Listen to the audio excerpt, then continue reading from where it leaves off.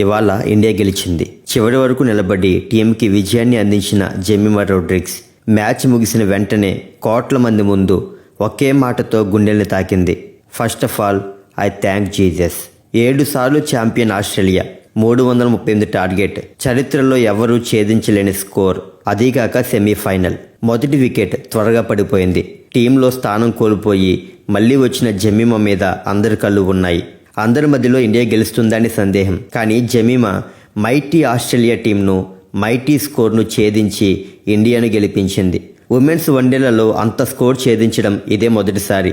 అది తాను ఎంత మాత్రం నమ్మలేక కన్నీళ్ల పర్యంతమయ్యింది. మ్యాచ్ అయిపోయాక జెమిమా రోడ్రిగ్స్ ఇచ్చిన ఇంటర్వ్యూలో కొన్ని మాటలు వినండి. మొదటిగా ఆమె చెప్పింది, గ్రౌండ్లోనూ లైవ్ చూస్తున్న కొన్ని కోట్ల మంది ప్రజల ముందు first of all I thank Jesus అని చెప్పింది. ఆ మాట వినగానే మతిపోయింది. ఎందుకంటే చాలామంది అనుకుంటారు క్రిస్టియన్స్ అంటే దేశాన్ని ప్రేమించరని. కానీ వినండి, జెమిమా ఏమన్నారంటే, ఆ క్షణంలో ఆమె హృదయంలో వినిపించింది అదే. దేవుడు నీ పక్షముగా యుద్ధం చేస్తాడు. నిర్గమకాండము 14:14లో ఉన్న వచనం గుర్తు చేసుకుంది.